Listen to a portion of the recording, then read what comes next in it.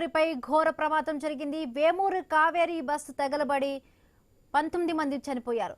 మృతదేహాలను తరలించే వీలు లేకపోవడంతో అక్కడే పంచనామా పూర్తి చేశారు. ఫోరెన్సిక్ నిపుణులు డిఎన్ఏ సేకరించి కర్నూలు ప్రభుత్వ హాస్పిటల్ మార్చిరీకి తరలించారు. ప్రమాదానికి గురైన బస్సును పక్కకు తరలించారు.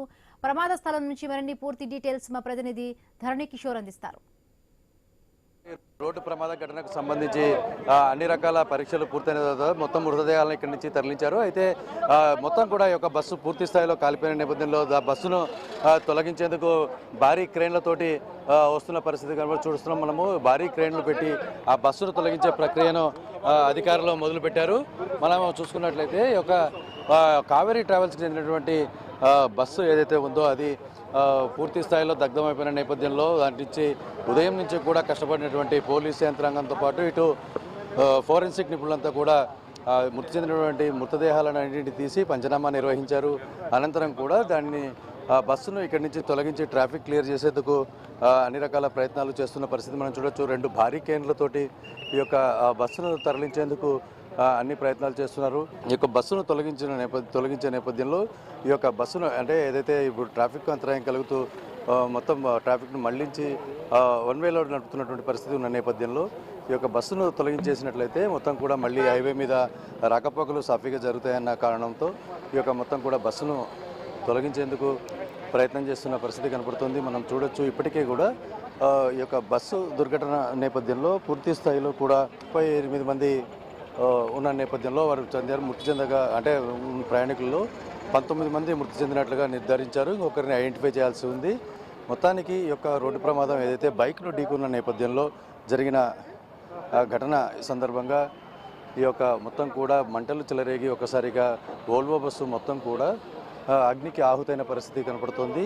అధికారులు ఇచ్చినటువంటి డీటెయిల్స్ ప్రకారంగా మొత్తంగా ప్రమాద ఘటనలలో సురక్షితంగా బయటపడిన వారు అశ్విన్ రెడ్డి హైదరాబాద్కి చెందిన వ్యక్తి, సత్యనారాయణ, జి సుబ్రహ్మణ్యం కాకినాడ, గుణసాయి, ఆండోజ్ నవీన్ కుమార్ హైదరాబాద్కి చెందిన వ్యక్తి, నీలాకృతి రమేష్, అలాగే లక్ష్మి నెల్లూరు, రేణు గుండా, శ్రీహర్ష నెల్లూరు, శివ, అలాగే Gloria Elisha same, MG Ramareddy, Jayasurya, Umapathi, Pankaj బీదర్కి చెందిన వ్యక్తి, చరిత, హారిక బెంగళూరు, అలాగే కీర్తి హైదరాబాదు, వేణుగోపాల్ రెడ్డి, అలాగే ఆకాష్, మహమ్మద్, జయంత్ కౌష్వాలా హైదరాబాద్, అశోక్ రంగారెడ్డి జిల్లాకు చెందిన వ్యక్తి, జస్విన్, అలాగే అఖీరా, మిరియాల లక్ష్మయ్య, పల్నాడు శివనారాయణ, ఇలా వీరందరూ కూడా ఈ ప్రమాద ఘటనలోంచి సురక్షితంగా బయటపడ్డారు. అయితే ఏదైతే అధికారులు చెప్పిన విధంగా 19 మంది మృతి చెందారని తెలుస్తుందో వారి పేర్లలో కూడా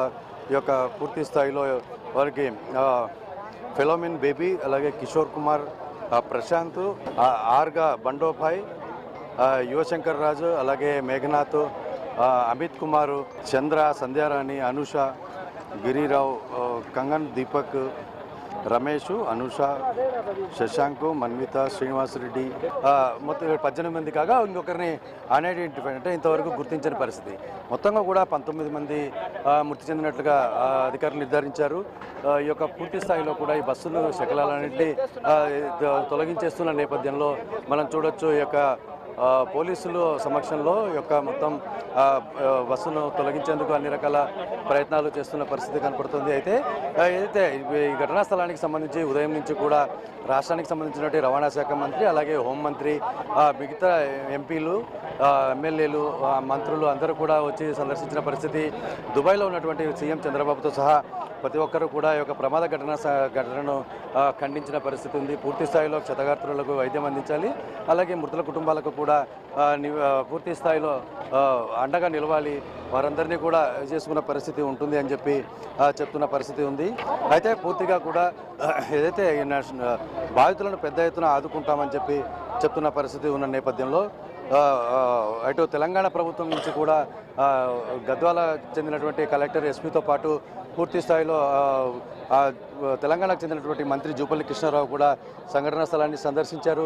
ఈ సంఘటన నేపథ్యంలో పూర్తిగా కూడా అంటే ఇటు కర్ణాటక రాష్ట్రానికి సంబంధించి అలాగే ఇటు తెలంగాణ, ఆంధ్రప్రదేశ్ రాష్ట్రాలకు సంబంధించినటువంటి ముఖ్య నేతలందరూ కూడా ప్రభుత్వాలన్నీ కూడా కలిసి బాధితులకు అండగా నిలవాల్సిన అవసరం ఉంది. దాని కార్యాచరణ చేపడతామని చెప్పి వారు చెప్తున్న పరిస్థితి ఉంది. ఏది ఏమైనా కూడా పూర్తిగా కూడా ఈ యొక్క బాధితులను ఇచ్చేసేందుకు, బాధిత కుటుంబాలకు అడ్డగా నిలబడేందుకు ఈ యొక్క అండగా ఉంటాము అని చెప్తున్నారు. మొత్తంగా ఇక్కడ చూసుకున్నట్లయితే కర్నూలు బెంగళూరు హైవే మీద అన్ని ఏర్పాట్లు జరుగుతున్నాయి. అయితే ఈ యొక్క ట్రాఫిక్ పూర్తి స్థాయిలో నియంత్రించేందుకు, అలాగే పూర్తిగా కూడా ఈ యొక్క బస్సును తొలగిస్తే తప్ప ట్రాఫిక్ అన్నది పరిస్థితులు చక్కబడే అవకాశం లేదు. కాబట్టి ఈ యొక్క వాహనాన్ని అయితే పూర్తిగా దగ్ధమైనటువంటి వాహనాన్ని అక్కడి నుంచి తొలగించే ప్రయత్నం చేస్తున్నారు. ఇప్పటికే ఏదైతే మృతుల కుటుంబాలకు సంబంధించి వారి బంధువులందరూ కూడా ఇక్కడికి వస్తున్న పరిస్థితి మనం గమనించవచ్చు. మృతుల కుటుంబాలకు సంబంధించినటువంటి బంధువులంతా కూడా ఒక్కొక్కరుగా చేరుకుంటున్నారు. అయితే ఇంతవరకు కూడా మనము ఉదయం నుంచి చెప్తున్నట్లుగా ఏదైతే మృతుల కుటుంబాలకు సంబంధించి పేర్లను, అంటే మృతులకు సంబంధించిన పేర్లను రిలీజ్ చేయకపోవడం అనేది ఇంతవరకు కొంత గందరగోళం ఏర్పడింది. జీవించి ఉన్న వారి పేర్లను ఇంతమంది సంఖ్యాపరంగా చెప్తున్న నేపథ్యంలో ఇందాక మనం ఐ న్యూస్ ప్రత్యేకంగా కూడా ఇటు జూపల్లి కృష్ణారావుతో పాటు తెలంగాణ కలెక్టర్తో, అదే గద్వాలకు చెందిన కలెక్టర్తో కూడా మనం చెప్పడం జరిగింది. ప్రాథమికంగా గ్రౌండ్ స్థాయిలో ఈ బాధితుల బంధువులు, అంటే మృతుల బంధువులు ఎవరైతే వచ్చి ఇబ్బందులు పడుతున్నారో ఆ దృష్టికి తీసుకెళ్లడంతో ఒకసారిగా కూడా ఈ యొక్క మృతుల సంఖ్య, అలాగే జీవించి ఉన్న వారి సంఖ్యను రిలీజ్ చేశారు. రిలీజ్ చేయడంతో కొంత క్లారిటీ వచ్చిన పరిస్థితి కనపడుతుంది. పూర్తిగా కూడా ఇప్పటికీ ఒక క్లారిటీ వచ్చిన పరిస్థితి. అయితే ఇప్పటికీ కూడా ఒక బాడీని ఐడెంటిఫై చేయలేకపోయారు. అయితే ఈ యొక్క ఏదైతే మృతి చెందినటువంటి మృతదేహాలు ఉన్నాయో వాటన్నిటినీ కూడా ఇక్కడే ఘటనా స్థలంలోనే పంచనామా నిర్వహించి వాటి నుంచి DNA పరీక్షలకు సంబంధించిన శాంపిల్స్ను సేకరించి ఆసుపత్రికి తరలించిన పరిస్థితి. అయితే ఈ యొక్క DNA ఎవరైతే మృతులు ఉంటారో వారి DNA రిపోర్ట్లు వచ్చిన తర్వాత వారి కుటుంబ సభ్యులతోటి ఈ యొక్క DNAను మరి సరిపోల్చి వారి మృతుల కుటుంబాలకు మృతదేహాలను అందజేసే అవకాశం ఉంటుంది. అయితే ఇదంతా కూడా 2-3 రోజులు ప్రాసెస్ జరిగే అవకాశం ఉంది. ఇప్పటికే కూడా బాధితులు ఆందోళన చెందుతున్న నేపథ్యంలో పూర్తి స్థాయిలో ఏదైతే రక్షణ చర్యలు, అంటే అన్ని రకాల ఫార్మాలిటీస్ని పూర్తి చేసినటువంటి అధికారులు మృతులకు వీలైనంత త్వరగా వారి యొక్క మృతదేహాలను అందించేందుకు అన్ని ఏర్పాట్లు చేశామని చెప్తున్నారు. అయితే ఇప్పటికే తెలంగాణ ప్రభుత్వంతో పాటు కేంద్ర ప్రభుత్వం, అలాగే రాష్ట్ర ప్రభుత్వం కూడా మృతుల కుటుంబాలకు కొంత ఎక్స్గ్రేషియన్ ప్రకటించింది. అయితే ఖచ్చితంగా చెప్తున్నారు తెలంగాణ మంత్రులు కానీ మిగతా మంత్రులు కానీ, ఏదైతే బస్సు ప్రమాదానికి పూర్తి స్థాయిలో కూడా డ్రైవర్ నిర్లక్ష్యం కారణం, దానికి ట్రావెల్స్ బాధ్యత తీసుకోవాల్సిన అవసరం ఉంటుంది. కాబట్టి మీరు గమనించవచ్చు, మనము ఈ యొక్క మొత్తం బస్సు మొత్తాన్ని కూడా లిఫ్ట్ చేస్తున్న పరిస్థితి. పూర్తిగా దగ్ధమైపోయినటువంటి స్థితిలో ఉన్న ఈ యొక్క బస్సు ఏ విధంగా ముందుకు మూవ్ చేస్తున్నారో చూడాలి. ముందు భాగంలో ఉన్నటువంటి టైర్లన్నీ కూడా కాలిపోయిన పరిస్థితి ఉన్న నేపథ్యంలో వెనక ఉన్నటువంటి 8 టైర్లలో 2 టైర్లు బాగానే ఉన్నాయి, పగిలిపోకుండా ఉన్న కారణంగా అవి టోల్ అవుతున్న పరిస్థితి కనపడుతుంది. ఈ యొక్క టోయింగ్ చేస్తున్న విధానంలో కూడా వెనకాల నుంచి ఒక క్రేన్ తోటి, ముందు నుంచి డోజర్ తోటి ఈ యొక్క బస్సును ముందుకు కదిలిస్తున్న పరిస్థితి మనం స్పష్టంగా చూడొచ్చు. ఈ యొక్క డోజర్ నుంచి తోస్తున్న పరిస్థితి. ఓళ్ళ బస్సు కావడంతో అత్యంత భారీగా ఉంటుంది. దీన్ని తొలగించడానికి అంత ఆషామాషిగా కాదు. అయినప్పటికీ కూడా ఈ యొక్క 2 భారీ క్రేన్లతోటి ఈ యొక్క వాహనాన్ని తరలించి ట్రాఫిక్ను క్రమబద్ధీకరించేందుకు అన్ని రకాలుగా ప్రభుత్వ యంత్రాంగం కృషి చేస్తున్న పరిస్థితి కనపడుతోంది. నిన్న అర్ధరాత్రి 2:30-3 గంటల ప్రాంతంలో ఈ యొక్క ప్రమాదం చోటు చేసుకున్నప్పటి నుంచి కూడా తెల్లవారుజామున 3 గంటల నుంచి విషయం బయటికి వచ్చిన తర్వాత మొత్తం కూడా అధికార యంత్రాంగం, పోలీసులతో పాటు హెల్త్ సిబ్బంది అందరూ కూడా ఇక్కడే ఉంటూ క్షతగాత్రులను హాస్పిటల్కి చేర్చడం, వారికి వైద్యం అందించడం, ఆ తర్వాత ఏదైతే మృతులు ఉన్నారో మృతదేహాలను వెలికి తీసేందుకు ఈ యొక్క చేస్తున్నటువంటి ప్రక్రియ మొత్తం కూడా అత్యంత ప్రసహనంగా మారిన పరిస్థితి. ఒకానొక సమయంలో 12 గంటల వరకు కూడా ఈ బస్సు లోపలికి వెళ్ళడానికి ఆస్కారం లేని సిచ్యువేషన్ ఉన్న పరిస్థితి. ఎందుకంటే పూర్తి స్థాయిలో ఫైర్ అంటుకొని వేడిగా ఉన్న కారణం మొత్తం కూడా బాడీస్ అన్నీ కూడా నామరూపాలు లేకుండా ముద్దలుగా మారిపోయి కాలిపోయి ముద్దలుగా పడిపోయిన పరిస్థితి.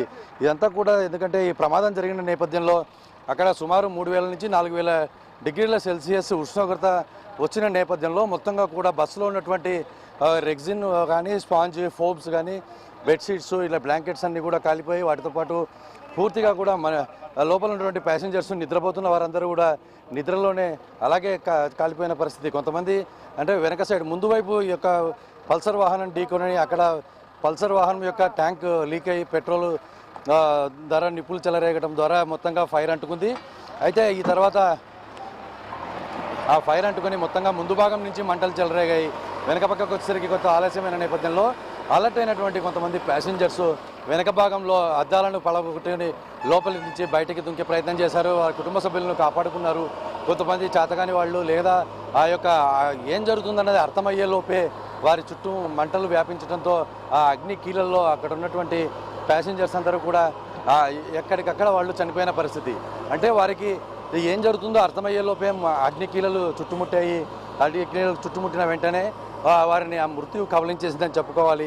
ఏదైతే కొంతమంది ఏదైతే ఈ యొక్క దుర్ఘటన నుంచి బయటపడ్డారో వారు వారి బంధువులను సైతం కోల్పోయిన పరిస్థితి కనపడుతుంది. మనం చూస్తున్నాము. ఇక్కడ ఉన్న పరిస్థితి అయితే పూర్తి స్థాయిలో బయటపడినటువంటి వాళ్ళు కూడా తామెందుకు బతుకున్నామో మా వాళ్ళని కోల్పోయామని చెప్పి రోధిస్తున్న పరిస్థితి ఇక్కడ అందరినీ కూడా విషాదంలో నింపేస్తున్న పరిస్థితి కనపడుతుంది. ఏదేమైనప్పటికీ కూడా అత్యంత భయంకరమైనటువంటి దురదృష్టకరమైనటువంటి ఘటన కర్నూలు జిల్లాలో చోటు చేసుకోవడం అందరి హృదయాలను కలిసివేసింది. ఆ బాధిత కుటుంబాలకు మనోధైర్యాలు ఇవ్వాలని చెప్పి ఐ న్యూస్ కూడా మనస్ఫూర్తిగా భగవంతుని ప్రార్థిస్తోంది.